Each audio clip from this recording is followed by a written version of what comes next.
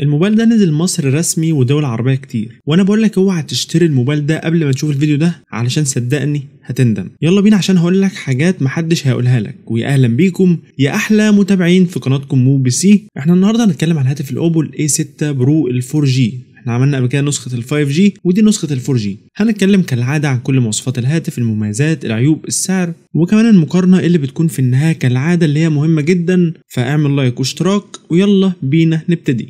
في مو بي سي تقدر تشوف مواصفات والسعر ومميزات وعيوب كل موبايل، وكمان مقارنة مع افضل منافس ليه. كل ده في فيديو واحد.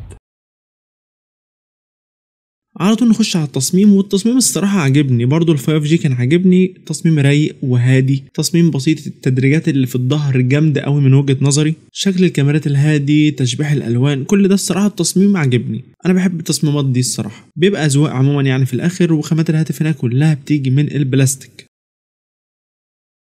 وعلى طول نخش على الشاشة اللي هنا جاب حجم 6.57% بوصة، جودتها فول اتش دي بلس وبدقة 2372 في 1080 بكسل، مع معدل كثافة بكسلات 397 بكسل لكل انش. والشاشة هنا نوعها اموليد، معدل التحديث 120 هرتز، والسطوع بتاعها 1400 شمعة، وعليها طبقة حماية. والشاشة هنا عاملة ايه؟ بص الصراحة الشاشة هنا كويسة، هتاخد منها اداء كويس، الوان كويسة، 120 هرتز، طبقة حماية، شاشة اموليد. الصراحة شاشة مناسبة وشكلها كويس ومحترم، وهتقدم لك اداء تستمتع بيه كالوان ومشاهدة، وحتى يعني في الالعاب وكده. من الاخر الشاشة كويسة. نخش بقى على حاجة مهمة جدا وبتهم ناس كتير جدا في السعر ده، وهي الأداء بتاع الهاتف أو المعالج. والمعالج هنا هو الميديا تك هيليو جي 100 اللي بيجي بدقة تصنيع 6 نانو. والمعالج ده كلنا عارفينه وبيحقق على انتوتو حوالي 450 ألف نقطة. وللأسف المعالج هنا مش الأفضل تماما في السعر ده، وللأسف أوبو كالعادة بتستعبط في المعالج أو الأداء. يعني عشان تكون عارف المعالج مش وحش، بس على فئة الهاتف وسعره يعتبر وحش، لأن المنافسين بنفس السعر بيقدموا معالجات أقوى بمراحل. طبعا الكلام ده كله في المقارنة اللي في النهاية تعرفه. فهو هيقدم لك أداء جيد في المهام اليومية، تصفح، ألعاب، أداء جيد مش وحش، لكنه ليس الأفضل تماما في السعر ده. والمنافسين بيقدموا معالجات أقوى وبنفس السعر، وكالعادة هنوضح الكلام ده في المقارنة اللي في النهاية. فهو هيمشي الدنيا، ولكنه مش الأفضل في السعر ده. الهاتف بيجي بنسختين، ال 128 جيجا مع 8 وال 256 جيجا مع 8. والجهاز بيدعم تركيب كارت ميموري خارجي وبيركب مكان الشريحة التانية.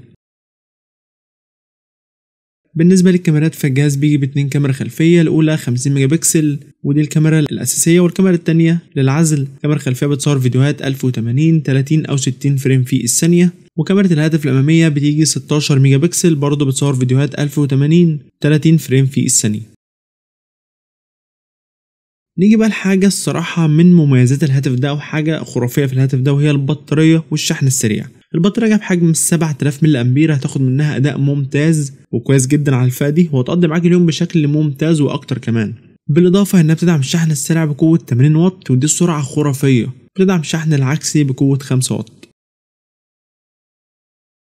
الهاتف هيجي باندرويد 15. الجهاز بيدعم NFC. الجهاز ما بيدعمش منفذ السماعات، منفذ الشحن بيجي منه تايب سي. سماعات الجهاز تدعم الاستيريو، وطبعا الجهاز بيدعم كل مميزات الذكاء الاصطناعي. والهاتف مقاوم للماء والغبار بشهادة IP68 و IP69. الهاتف يقدر يستحمل عمق 1.5 متر تحت المية لمدة 30 دقيقة. وطبعا الهاتف مقاوم للصدمات والكسر بشهادة معتمدة. من الآخر الهاتف مقاوم للصدمات والكسر بشهادة معتمدة، وكمان المية. فالموبايل ده بيعتمد على الاعتمادية بشكل كبير جدا، اللي هو يعني ايه، يعيش معاك يعني من الآخر. ألوان الجهاز هم الأحمر والأزرق، والجهاز بيدعم البصمة وموجودة في الشاشة. معلش ثانية من وقتك، وقبل ما نخش على المميزات والعيوب والسعر وكل الحاجات الباقية، معلش ثانية من وقتك اعمل اشتراك لقناة مو بي سي. احنا بنتعب جدا علشان نقدم لكم المحتوى ده، وبياخد وقت ومجهود. فاللايك بتاعك والاشتراك مش هياخد منك ثواني، ولكن هيفرق معانا جدا. ويلا بينا نكمل.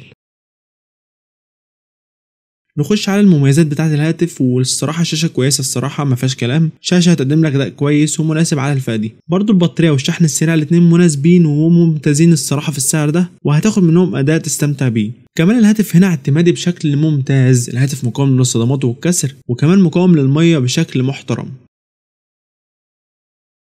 طيب بالنسبه للعيوب زي ما قلت المعالج جيد هيمشي الدنيا، ولكنه على فئة وسعر الهاتف مش كويس خالص، وفي اقوى منه بمراحل في نفس السعر، والكلام ده زي ما قلت هنوضحه في المقارنه اللي في النهايه. برضو اداء الكاميرات مش الافضل في السعر ده، ولا في مثلا كاميرا زاويه واسعه، ولا حتى في تثبيت بصري في الكاميرا الاساسيه. كمان الهاتف مش بيدعم خدمات الجيل الخامس او ال 5G، والمنافسين معظمهم او في منهم يعني بيقدم 5G في السعر ده.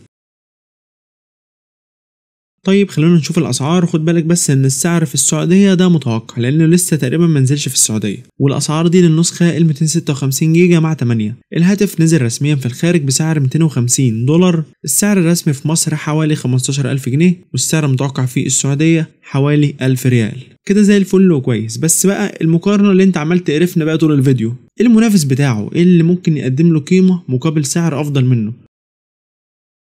هقول لك عندنا هاتف فيفو V60 لايت ال 5G. الهاتف ده هو اقوى منافس للجهاز اللي احنا بنتكلم عليه النهارده، فاحنا هنخش على مقارنه سريعه بين الجهازين. ولكن قبل المقارنه احب اقول لك ان احنا عملنا مراجعه كامله للفيفو V60 لايت ال 5G، لو تحب تشوفها هسيبها لك في الاي اللي هتظهر لك فوق دلوقتي. طبعا احنا اول حاجه هنقارن المعالجات، وهنا معالج الاوبو هو الميديا تك هيليو G100، ومعالج الفيفو هو الميديا تك ديمنسايتي 7360 تربو. وهنا معالج الفيفو بيكتسح في الاداء، وده اللي انا كنت بتكلم عليه. الاتنين جنب شاشه اموليد جوده 1080، والاتنين 120 هرتز، وهنا الاتنين زي بعض. اوبو بيدعم مقاومه للماء بشهاده محترمه IP68 و IP69، ولكن فيفو IP65.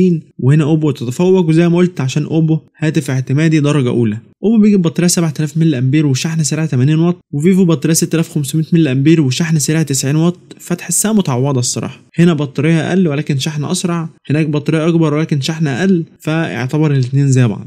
اوبو مفيش فيه كاميرا زاويه واسعه ولا فيه تثبيت بصري، ولكن فيفو فيه كاميرا زاويه واسعه وكمان فيه تثبيت بصري في الكاميرا الاساسيه، وهنا فيفو تتفوق. وخد بالك ان فيفو 5G زي ما قلت واوبو لا، وده اللي كنت بتكلم فيه. تعال نشوف فرق السعر ما بين الجهازين، وخليك عارف ان اسعار الجهازين في مصر اسعار رسميه ضمان محلي. سعر اوبو الرسمي نسخه ال 256 جيجا مع 8 15000 جنيه، وسعر فيفو الرسمي نسخه برضو ال 256 جيجا مع 8 برضو 15000 جنيه. قبل بس ما تقفل الفيديو هسألك سؤال على السريع، قول لي تحت في الكومنتات انت بتفضل شركة ايه، وايه السبب اللي مخليك تفضل الشركة دي. يعني لما بتروح تشتري هاتف ايه اول شركة بتيجي في بالك ان انت عايز تجيب منها؟ هستني ردودكم في التعليقات. في النهاية لو انت عندك اي هاتف معين محتاج ان احنا نعمل له مراجعة اكتب اسمه في التعليقات، ومستني رايك في هاتف الاوبو ال A6 برو ال 4G. اتمنى يكون الفيديو عجبكم، ما تنساش تعمل لايك الفيديو واشتراك للقناة.